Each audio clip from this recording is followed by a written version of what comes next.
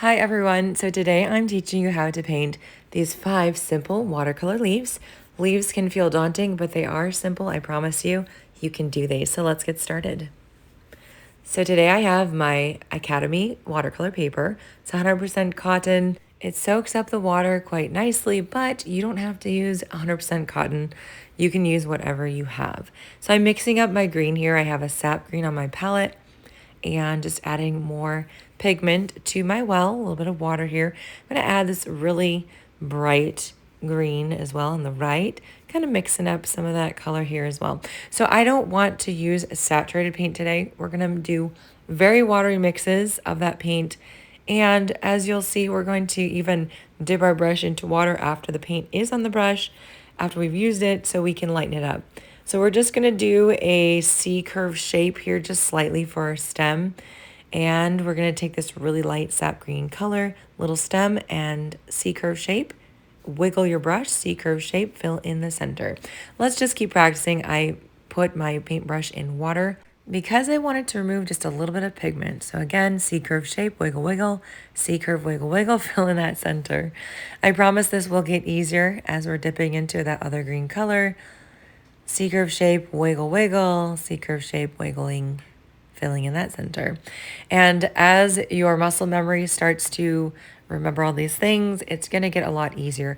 But I recommend practicing a lot so that you feel more comfortable with these leaves. So this is just that classic large oval shaped leaf, but I wanted to do a little bit of wiggling to create a little bit of a wavy edge for these leaves. So let's go ahead and do another one here. Wiggle, wiggle, fill in. Now there's a bit of a puddle here, so we're just going to take a damp, clean brush and lift that color off, and there you go. All right, we have some space to add in a few more leaves here. Wiggle, wiggle. I love to use different colors, and I love to use different values, lightness or darkness of the pigment, so that we can get a stem of leaves like this that don't all look exactly alike. They have differences. So I'm going to use some of this kind of a bluish turquoise color, and we're gonna do our another stem here. It's gonna be kind of an S-curve shape, and we're gonna do some eucalyptus leaves. So a stem and then a bit of an oval shape or a circle, and fill that in.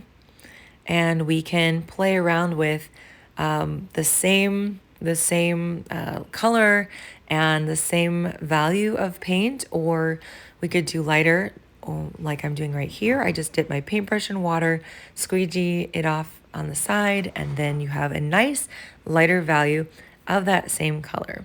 Adding in a few more leaves here towards the top, and then one right at the center at the top there. This is a very simple way to do eucalyptus. I absolutely love it. At the end of this here, we'll do another version of eucalyptus for you to try. And then you can tell me in comments which one you like the best. Now we're going to mix up a little bit more of that light turquoise color. And we're going to make sure it's a little bit thin. We're going to do our stem here. And as we're painting this, we're going to think about holding our brush very loosely. You can see I'm holding it kind of in the middle. And then as we're making these leaves, they're gonna be longer. And we're just gonna make a little stem and then press down at the belly and lift up slowly. And as you lift up slowly, you're gonna have a nice pointed edge. All right, let's try that a few more times. So little stem, press down with the belly, lift up. And then so you're starting with a tiny bit of pressure, then a lot, then a little bit. If that makes sense. Little stem, then you're adding more pressure, then you're lifting up slowly. And this is maybe a fern, maybe it's a little bit of a made up fern, but that's okay. And this is something that's really beautiful and full. If you're making a wreath, for example, it can really fill out your composition, or even a spray of flowers would be really pretty here. I'm going to lift a little bit of paint on this one leaf as well, as we did previously. All right. This guy too. Okay, so for our next set of leaves, I don't know what this one is called, but we're just gonna add a little bit of that teal to that sap green color and mix it up really nicely. A little bit of brown in there as well, just to darken it up, a little bit more water, and we're ready. So we're going to, again, do our stem per usual. I was just thinking about the placement of this because we want to fit 2 more in here. So all of these, I like to kind of arc it a little bit to the right. We're going to put that stem and then do 2 brush strokes, almost like a heart shape. So very simple, long stem, 2 brush strokes next to each other. Almost looks like 2 buds, really close. And you can use the shape of the brush. So this is very, very easy. 1 and 2.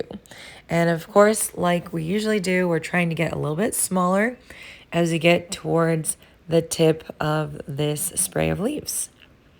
So we can fit in a couple more here. I didn't worry too much about lightness and darkness, but just wanted to get those brush strokes on the paper and show you a variation of some of these leaves that you can do. And now I'm mixing up finally some blue on my palette because we're going to do our other type of eucalyptus here. So of course, adding in the stem, you could start by placing randomly the leaves if you wanted and then connecting things with the stem. But I find this to be just a lot easier and less stressful. So just a little brush stroke on the left and on the right, connecting in the middle. And let's try that again. Brush stroke, brush stroke. And I'm literally just using the tip of the brush, pressing down. I lighten this one up a little bit with some water. And that allows me to make these cute little eucalyptus shapes without having to do much effort. Getting smaller as we get towards the top. We can even darken up some of those marks if we want to, or lighten them up as well. And finishing one last one. This one was very easy, very simple. To finish this off, let's just do a little bit of green splatter here. And I encourage you guys to practice this as much as possible. Your muscle memory will kick in, I promise. Don't forget to please like and subscribe, and I'll see you next time.